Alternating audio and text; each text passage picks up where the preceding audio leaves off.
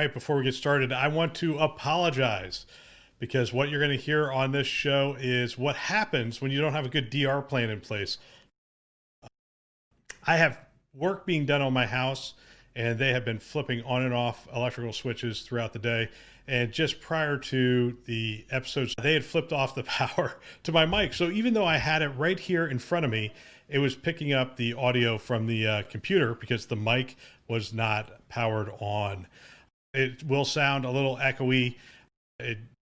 Again, great conversation. Drex is awesome as always, and we discuss a lot of interesting topics today. I want to take this a moment to just remind you about Clip Notes. Clip Notes is growing rapidly, and the reason for that is it's a great resource. It's a great resource because we're busy, right? We have lots of projects going on.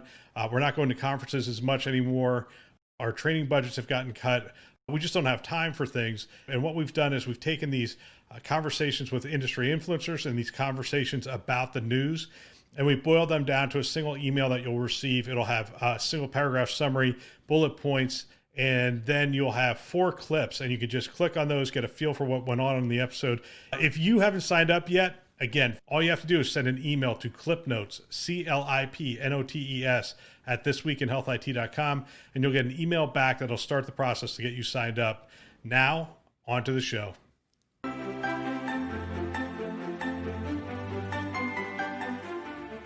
Welcome to This Week in Health IT. It's Tuesday News Day, where we look at the news which will impact health IT.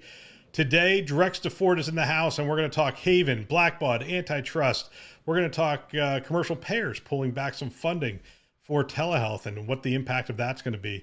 A lot of fun conversations. My name is Bill Russell, former healthcare CIO coach, consultant, and creator of This Week in Health IT, a set of podcasts, videos, and collaboration events dedicated to developing the next generation of health leaders. I want to thank Sirius Healthcare for supporting our mission to develop the next generation of health leaders. Their weekly support of the show this year has allowed us to expand and develop new services for you and the community. Special thanks again to Sirius Healthcare. If you haven't signed up for 3X Drex yet, it's a service of Drex DeFord, our co-host today for the news. And what Drex does is he vets news stories for you, and he will text you 3 times a week with 3 stories that he believes are relevant. And as you listen to him, that his perspective is phenomenal, and he picks out only the best stories and the stories that you need to know as a health IT professional. To get signed up, text Drex to 484848. Now, let's get to the show. Drex DeFord is in the house to discuss the news. Good morning, Drex. Welcome back. Hey, thanks. Glad to be here. Always good time to be had. Dressed in black today? Is there a reason you're dressed in black? Not really, but if there was a reason to be dressed in black, it would be the passing of Eddie Van Halen, one of the great rock and roll guitarists that people of our age grew up with. Awesome. Just had all of his flaws and all the issues that all of us do, and especially rock and rollers do. But man, you can't say anything about the way the guy played guitar. It's sad to see him go. Absolutely. I don't know where to go on that, because to be honest with you, you're one of the cool kids. Everyone knows that who listens to this show, you're one of the cool kids. So you're Eddie Van Halen and AC/DC. These are, whatever.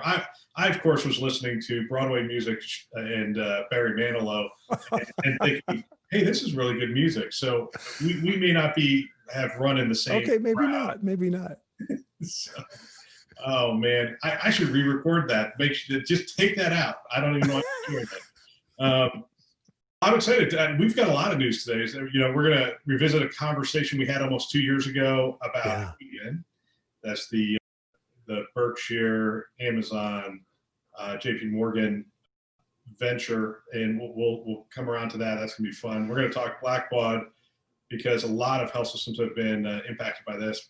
We may talk a little antitrust, since the report came out, the majority staff report with recommendations on competition, and it has some implications in healthcare. So that's going to be good. But since last time you were on the show, we introduced this whole concept of LinkedIn conversations, where every weekday morning I go out and I share a news story, and I put a little commentary on it, and we get some feedback from the community, which is great, and just start the conversation there. I do my best not to comment on every one, and I try not to lead the witness. I try not to lead the witness. I appreciate that. Let's start. We'll start with the LinkedIn conversations, and let's see, which one should we start with? Let's talk about the pullback in funding. I think that's a big story.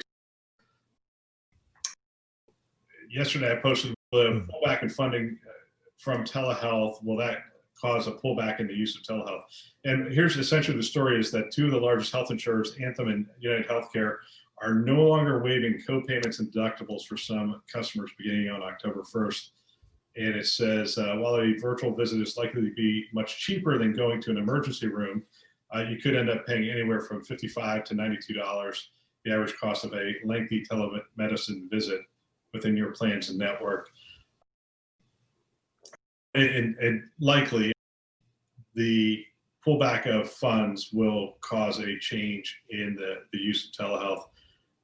What are your thoughts on this? It's interesting to me that we're still telling people, hey, be cautious, do social distancing, wear masks, do the quarantine after travel. We're telling people to do that, and now these major payers are pulling back the funding and saying, yeah, but in this case, go ahead and sit in the waiting room and go see a doctor. Yeah, it feels like it's diametrically opposed to the thing that we're actually asking people to do and what we want. So there's an unintended consequence, clearly, that will happen to at least some patients, where they will either go and infect somebody or they will be infected by somebody else who's in the same room with them, and they could have done a telehealth visit. It may cause telehealth visits to drop. We've seen a little drop off. Surprisingly, some of the metrics that I've seen have shown like inpatient visits coming back, but telehealth visits holding steady or maybe only dropping off a little bit, still multiples over what they were at the beginning of the pandemic. So telehealth has definitely taken hold. I think the thing that worries me more long-term is how are they going to deal with cross-state licensure, and are they going to put those other things in place that help keep telemedicine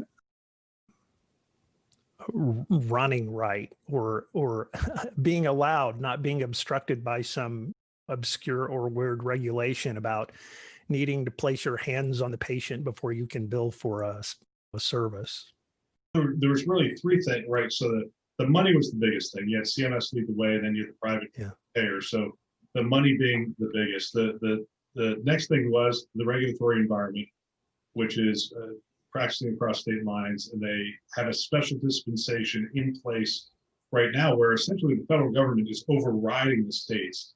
That's not going to last. The states will eventually push back and say, hey, time out. We're a federation of states. We are not a federal run type of entity. So there will be some pushback at some point. We'll have to figure out what that looks like. And then the third was just the adoption rates, right? So the technology has always been there. I think almost every health system I've worked with had some aspect of technology, and some is better than others. But at the end of the day, there was a technology foundation in place. It really was adoption. Could we get our physicians, our physician networks, and our clinically integrated networks to use the technology? And so that's the piece that has cultural and adoption of users, of patients. That's the part which I believe, to be honest with you, I believe is primarily driven by doctors saying, hey, I'm going to see you in a telehealth visit. If the doctor says to me, hey, I'd rather see you in a telehealth visit, I'm going to do that. And research would indicate they are the biggest driver of the use. So that's what we saw in COVID. They wanted to use it. We gave the technology to use it. We trained them to use it. They found it to really work effectively, and they started telling their patients to use it. But to sustain it, I think the funding that we will have the funding from Medicare. I don't think the Medicare funding will pull back completely.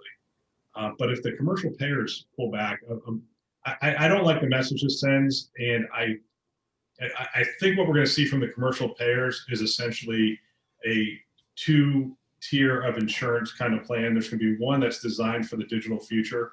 That's literally a digital health plan. where Hmm. it's like, hey, wear this sensor, put these things in your home, step on a scale every day. A nurse will be tracking this kind of stuff. And we want you to do televisit first, all that stuff that's going to drive cost out of the system. I think there will be digital health plans and there will continue to be traditional plans. I don't know. I'm just pontificating No, here. I think it's an interesting idea, right? Would you pay less for a digital health plan because of all of the, at least in theory, all of the administrative and wait time and other things that you're beating out of the system? It should cost less, so you should pay less, right? Yeah, absolutely. Yeah. Agree. Along that same vein here, so Amwell expands their partnership with Tyto Care to extend healthcare at the home. And I highlight this. I hesitate to carry somebody else's water when it comes to marketing, but I found this one to be interesting because Tyto Care handheld examination device, they have a lot of different things that they do on it. They can track heart, lungs, abdomen, skin, throat, ears, heart rate, body temperature. They can track a lot of different things. And when you partner that with telehealth, interesting opportunity, don't you think? Yeah, I do. I think this kind of again gets back to this. Is there a digital package or something that you could put together, send, you sign up, send this thing to the patient's home, and a lot of the stuff that you would need to do in-person visits for, now you're able to do remotely. And it's not just looking at a screen, obviously, it's a lot of other stuff that now you could diagnose and treat remotely. So are we turning like the parents or potentially just myself as I'm doing my own care into the nurse assistant in this case? Is that what we're doing? Yeah, maybe. I think in some ways you and it has a couple of different possible side effects, right? Unintended consequences again. One of those is that the more you use that kind of a device and the more that you understand how it works and what's going on with it, the more informed you are about whatever that problem might be. And so you're more likely to be able to pay attention to it and actually take care of it. So maybe there are other good upsides to this other than driving out costs and saving people time.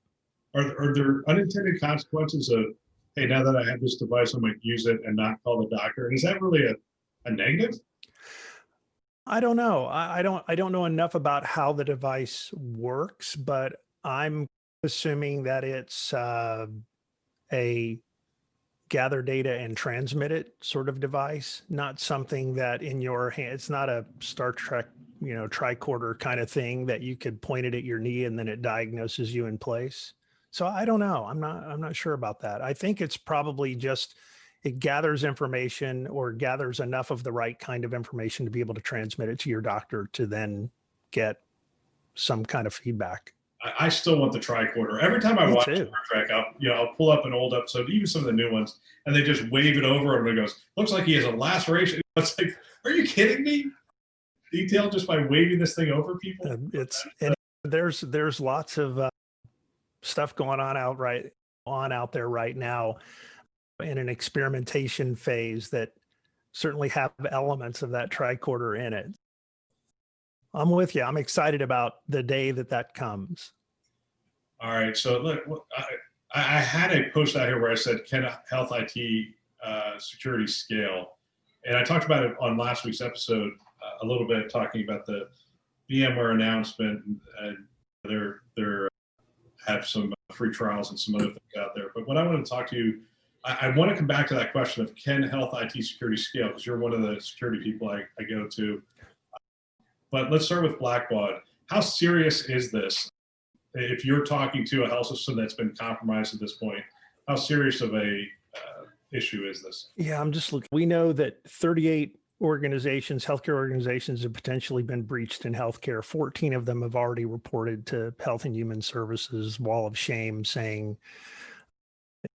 we had something bad happen to us. There's about 3.4 million patients, which means that in 2020, this is probably going to be one of the largest breaches. The timeline is interesting.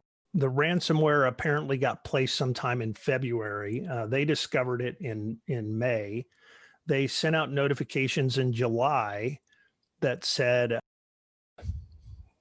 we had some of our data may have been compromised. And then at the beginning of the month, or right at the end of the last month, they actually sent in another notification and said, these social security numbers, these kinds of things actually are now on the dark web, and you need to notify patients and families. It's interesting, if you go to the Blackbaud site and read their spin on this breach, their spin on this breach is that they stopped a breach. In some ways, I can totally see that. They stopped a breach from being a really bad, horrendous breach and completely taking down all of Blackbaud. But realistically, there was some data that was exfiltrated, and they've admitted to actually paying the ransom to make sure that the bad guys destroyed that data and received some kind of a certification from the bad guys that they destroyed that data. But these are cyber criminals.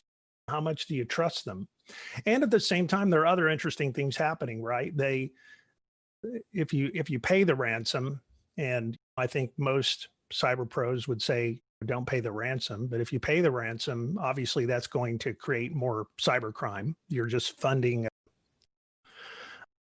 a bunch of thugs who are going to do bad stuff to healthcare and healthcare IT. The other part of this is that you're a known payer now, so we'll be back. You're going to be a return customer. You're like an ATM for them. Yeah. And the third thing that's really interesting is, I think late last week, the Treasury Department issued some notices or advisories that said, if you pay ransomware, we're probably going to come and have a conversation with you, because we may very well need to fine you because you're supporting cyber criminal activity.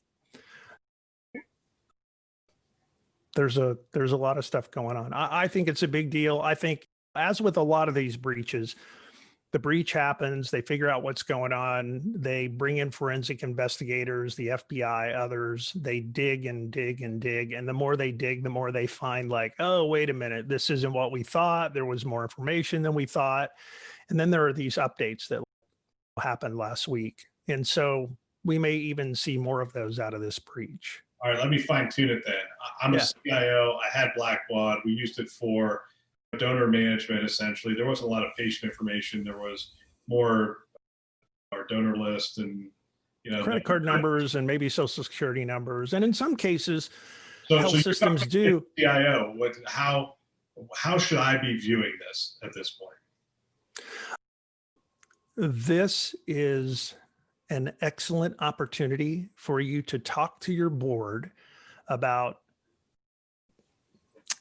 how you manage third parties and how critical that vendor risk management program is that you may or may not have in place. You probably have something in place to do vendor risk management.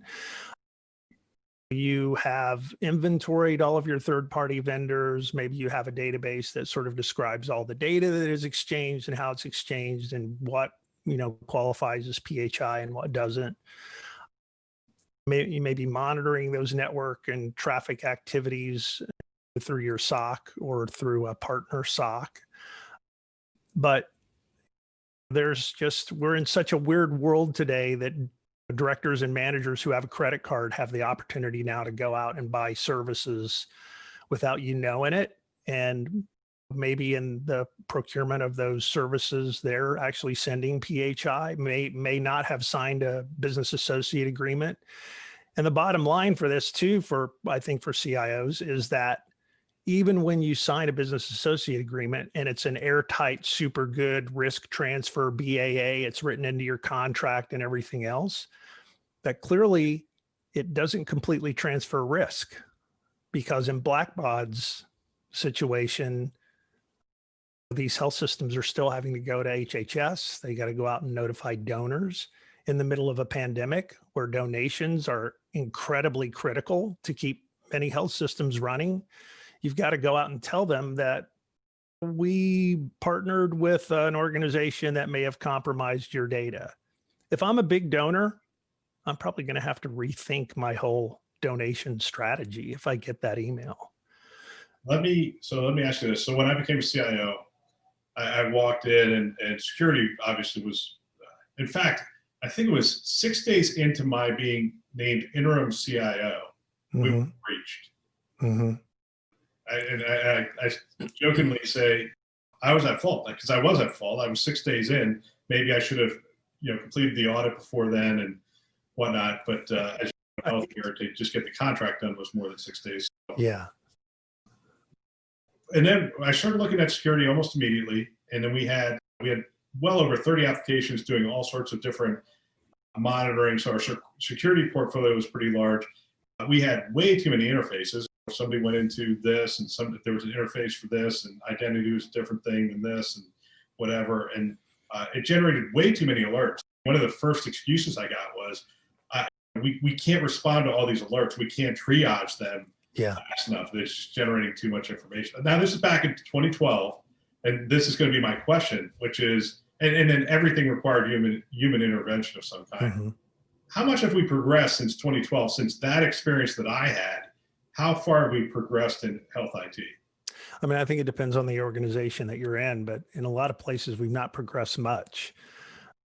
I think, and this is a really broad generalization, so if you're offended by this as a CIO or a CISO, please don't be in your heart that this is true in many places.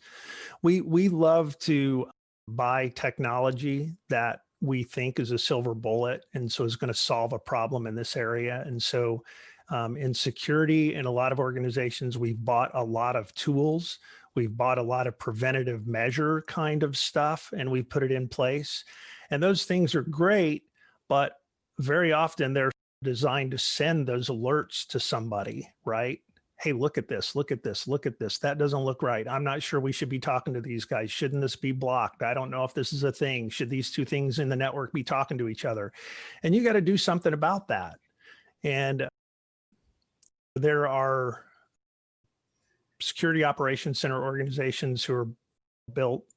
I don't know if you want me to say one, but there's security organizations that are built that actually take that burden off your shoulder and take those feeds. And then because of the way that they have created the analysis data on the back end, they can actually sort it through it so that 1,000 alerts become like 3 alerts. And then they have expert sort of analysts to be able to go through that stuff and tell you when we think this one is actually a problem. And so we need to research this with you.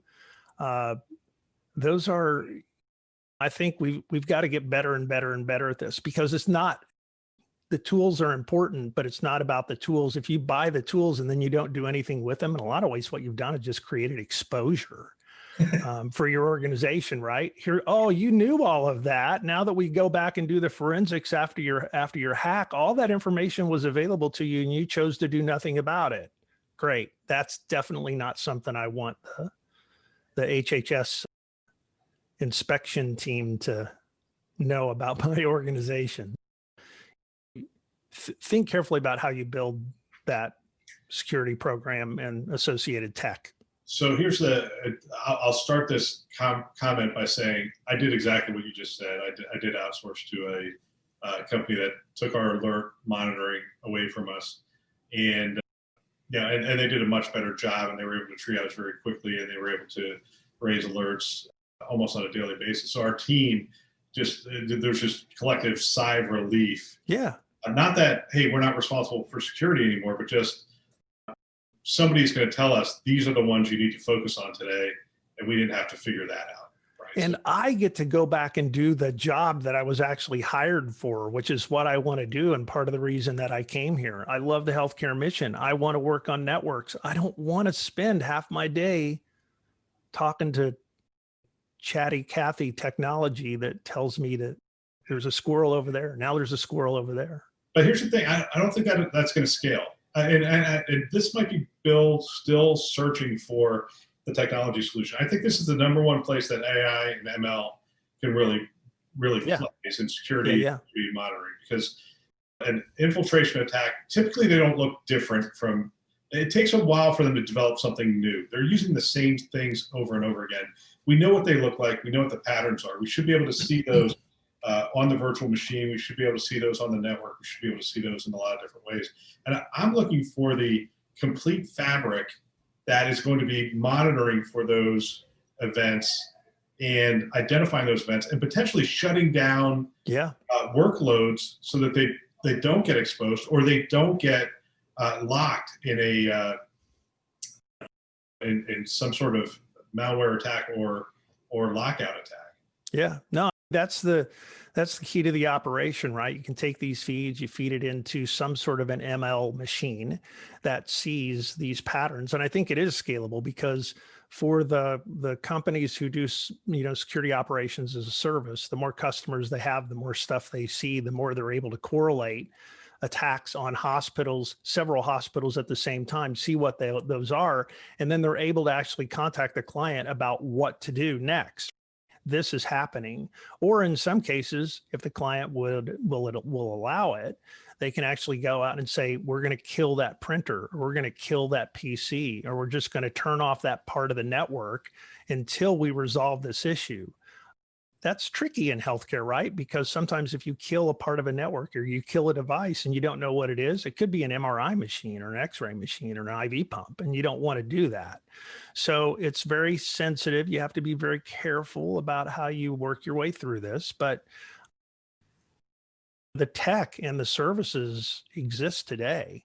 And I think it's scalable because the more hospitals, the more healthcare organizations that are on that service, the better opportunity they have to put out the kitchen fire before it engulfs the entire house.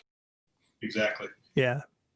And so last story I said I would comment on, otherwise I'd be going to something else because we talked a lot about security there, but I think we did. Sorry. It's very relevant right now. The last one is, what would a health system look like if they actually committed to customer service? And Dale Sanders, who's been on the show a couple times, and he shared a post based on an experience that he had, and he pulled up this story, and it caused me to think. So what it had Amazon's 6 principles around customer service, and I'll just rattle off some of them for you. Relentlessly advocate for the customers. Trust our customers and rely on associates to use good judgment. Anticipate customer needs and treat their time and attention as sacred. Deliver personalized, peculiar experiences that customers love. Make it simple to detect and systematically escalate problems, and eliminate customers' effort through this sequential and systematic approach. Defect elimination, self-service automation, and support from an expert associate. And I wanted to know, these are Amazon's customer service principles. And I just wanted to know, is this even possible in healthcare? And what are some examples of where this has happened? We used we were in Southern California. Oh, yeah. We used Ritz-Carlton and Disney programs at different hospitals. So we didn't really mandate as a system what to do. And some of our hospitals did Disney, some of them did Ritz-Carlton. And I'll be honest, those programs were pretty impressive and had a profound impact on the culture and delivery of care in those environments. So I have seen some of this being done and being done well, but I'm wondering, is it even possible to take like these 6 principles and say, this is what we're going to be about? Or does that create like a revolt where people go, okay, I'm going to advocate for the customers. Hey, you shouldn't do this procedure. You should do this. You shouldn't be in this hospital. You should be over there. And I'm not going to use this gauze because it's going to cost you $20. I'm going to use this one because it's going to cost you $5. It would be interesting to see if we put these 6 things and said, all right, hospital, act this way for 1 week. What kind of individual activities would happen as a result of it? Yeah.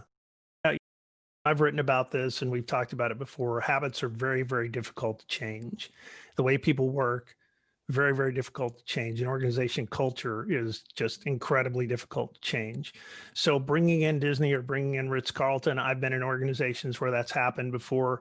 Seems like a really great idea. 6 weeks out, a lot of it is faded away. 6 months out, the 2 people who are still trying to do something like that are considered maybe they've become addicted to the gimmick of the Disney thing, and a year later it's all over with. So the important part of this, I think, is that if you want to make these kinds of changes in your healthcare organization, it can't just be a one-time hit. You have to go back again and again and again, and you've got to look at everything through the lens of whatever your customer service tenets are going to be. And it starts with things like, you hear people say, patient first, patient first. It's always about the patient. The patient is in the center of the target. I called up my provider 3 days ago, and I went into the call tree, and the first thing in the call tree was, if you're a provider, press 1. If you're a patient, here's your 6 options. It was still very provider oriented, and healthcare has been built that way and is built that way. And I paint with a very broad brush. I know there are a lot of places that have made progress, but this is not something you do overnight. It's not something that you send out in an email and say, start acting this way.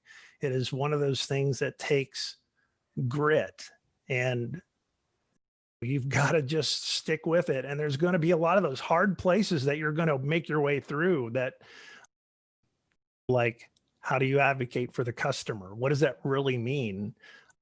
That takes a lot more than the 4 words in that sentence. It's requires a lot of exploration and testing and So change. let's talk about one of the organizations talking about pushing through and getting to the other side. So Haven, Amazon, Berkshire. Oh yeah. A huge promise 2 years ago, right? They were going to create better health outcomes, improve primary care access, simplify insurance benefits, make drugs more affordable, at least for their organizations first, and then potentially for the market. They're going to leverage data and technology to drive better incentives, lower costs, and better system overall. That's what was the promise of Haven when it came out. They went out and hired Atul Gawande, and we were all like, hey, this is a positive. This is somebody who really understands healthcare and where it's going to go. The first peak of what they were going to do, they announced the formation of 2 pilot health plans for 30,000 employees in Arizona and Ohio. The plans were established in consultation with Cigna and Aetna. Those plans launched in 2020 and included free preventative care, no co-insurance or deductible, co-pays for in-network doctor visits, as low as $15, and other incentive programs. Yep. And they go on to say, it's still unclear. And by the way, I'm reading from an advisory board. Yeah. I saw it. Yep. Came out. So they announced Gawande. He has since stepped down to step down as the CEO, but still is on the board. Chair of the board, in fact. Yeah, so right. What that tells me is that the daily operations of the thing were too much for his schedule, or that his interests were more around what was going on with COVID. And he's like, hey, free me up. This operations day-to-day thing is a little too much. So chair of the board is more strategic. He's able to still guide the direction of it. And I'll just hit a couple more of these points here. While Gawande shouldn't be hold the entire burden of getting Haven off the ground, his step down from the CEO was a major blow to the firm. While as a skilled surgeon and thought leader, Gawande likely struggled with trying to handle day-to-day operations. Haven is unlikely to make much short-term progress without a strong CEO leading the way. Haven's challenges go far beyond turnover, though, and likely stem from several issues, including, and here's the 5 issues they give: announcing the venture too early, seemingly without any immediate strategy or products of its own.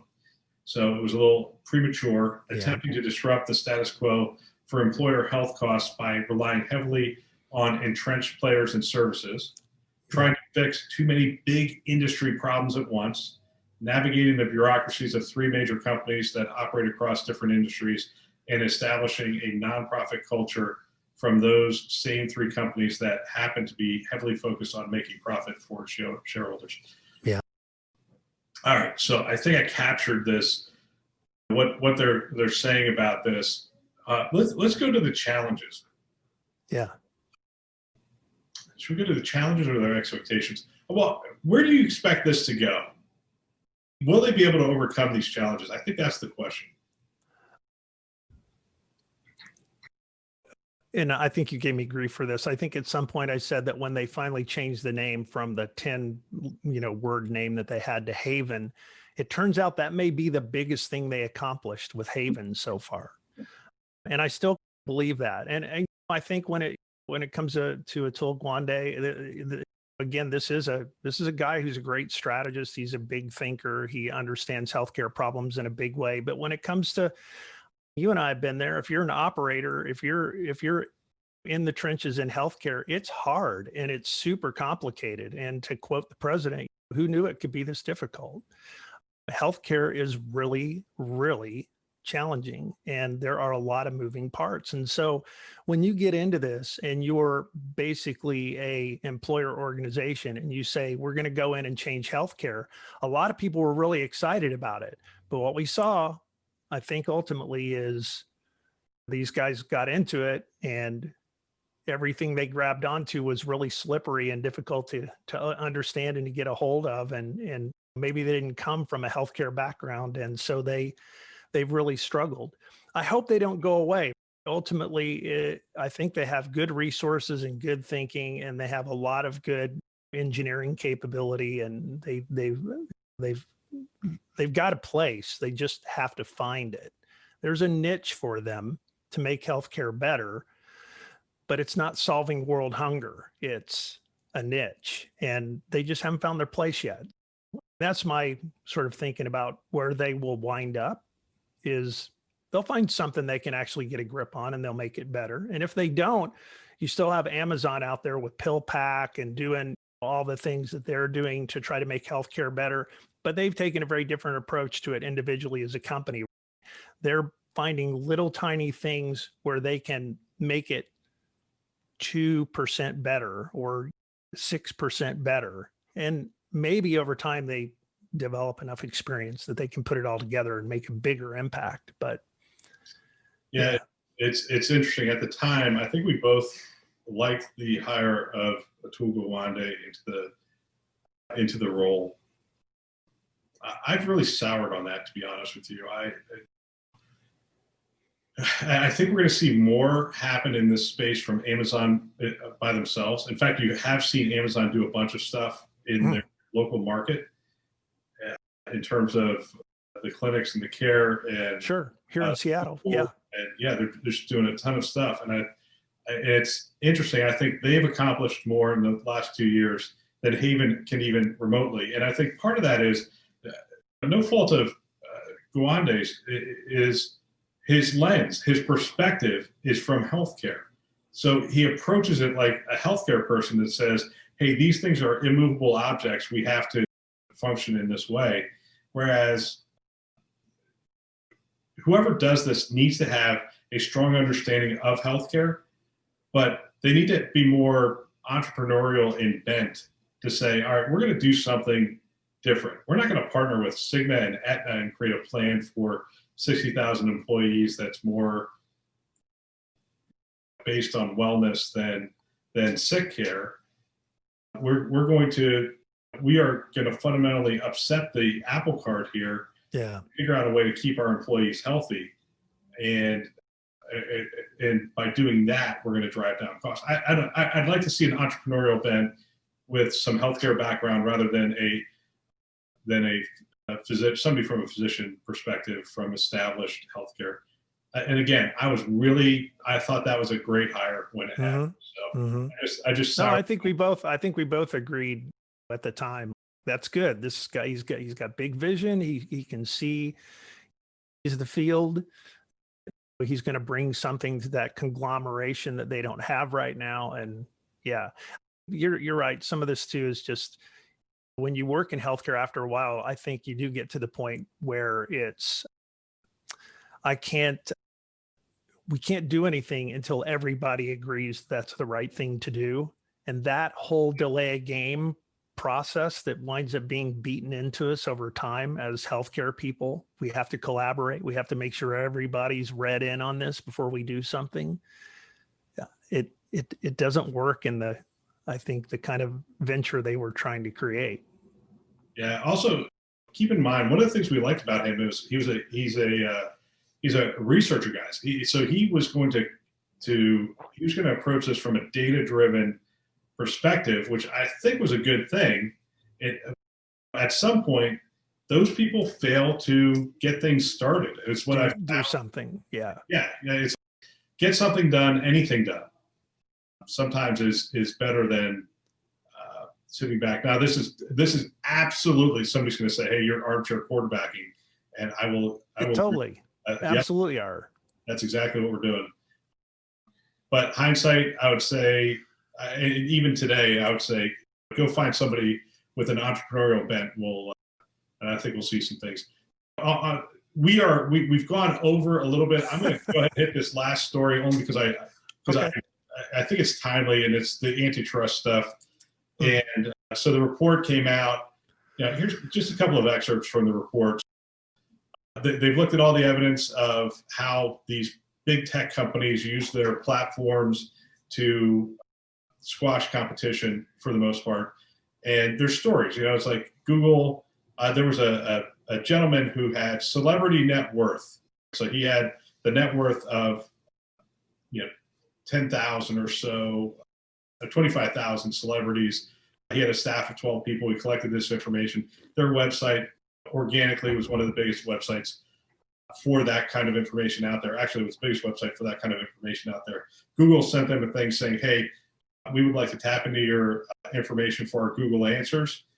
And they said, no thanks. And so essentially what they say happened after that is their search rank went down. Google started to assimilate that information and start to use that information for Google answers. And as now, when you type in a question for Google, there's an answer at the top. So if you ask for the net worth of Taylor Swift, likely you're going to get that from Google. You're never going to go to another website. And to which completely decimated the whole business model. Another one, Google as well, same thing around song lyrics. And Google's defense there was essentially that, hey, song lyrics weren't owned by the company that aggregated them. They're owned by the authors and the music companies. Therefore, they just went there, gathered the lyrics, and now they make those lyrics available. It's interesting. Same kind of stuff for Apple. There's stories about Apple. It's a 450-page report. I appreciate Sherry Duvall actually gave a bunch of commentary on it and the links to the pages to find the appropriate stories. Apple with their App Store, there's a bunch of stories in there of people signing away their lives to be on the App Store. The App Store. And part of the agreement, quite frankly, says, hey, we have the ability to compete with you, and you have no ability to come back at us. Yeah. And but when you're doing it through the App Store, they know who your customers are, how much they paid for your app, where they're located, how much they're using your app. They end up with a wealth of information to compete with you on those things. There's some more Google stories in here, and then there's also some Amazon stories and how much information Amazon is really gleaning, not only from their platform in terms of resale and whatnot, but also the Echo platform and the intel that they can gather. Yeah, it's amazing. So my question to you is, do we have the equivalent in healthcare? Healthcare IT? If I want to write an app, I probably needed to work on Epic and I needed to Cerner, right? Yeah. No, I think that there's clearly 2 or 3 players that really dominate the market: Epic, Cerner, and probably Meditech. We know that when the Apple Orchard, we've heard people complain about what you have to sign as an agreement to be able to get an app into the App Orchard. Is there really an equivalent today? It's hard to say, but I definitely feel like Epic is very dominant, and they have put together a lot of structure that says if you're going to work with Epic, you're going to have to do it our way. And what's interesting listening to you right now, because what? I feel the same way. I've read the agreements. You've read the agreements. They're onerous.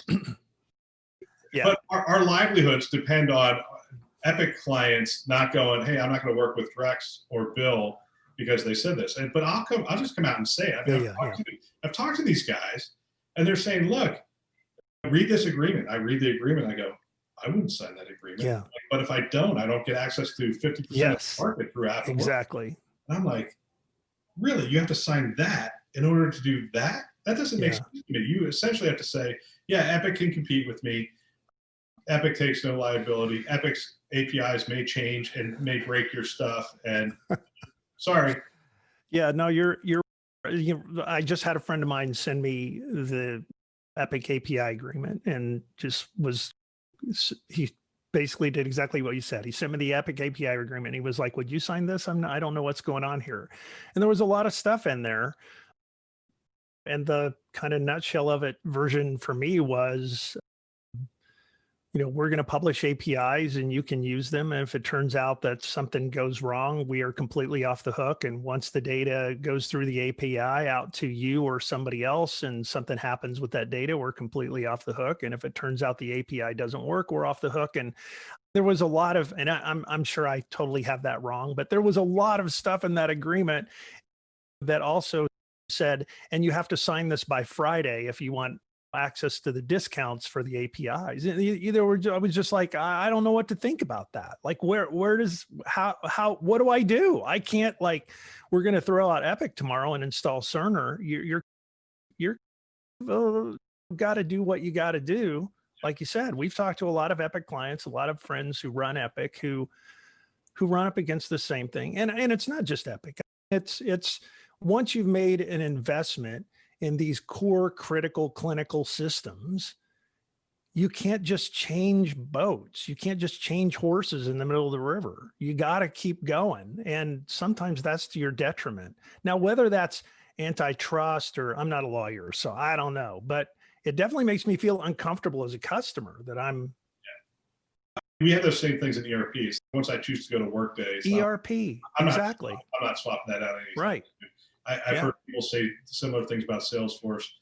The reality is, I look at Epic and I go, if I were in charge over there, would I write this agreement this way? Yeah, absolutely, I would. Sure. If I could say, look, I'm going to if you're going to take the data out, which by the way was their argument. Yeah, no, you're right. No, they argued against this. Now they're just trying to protect themselves. I see both sides of the argument. If you they want to Pontius Pilate this thing, right?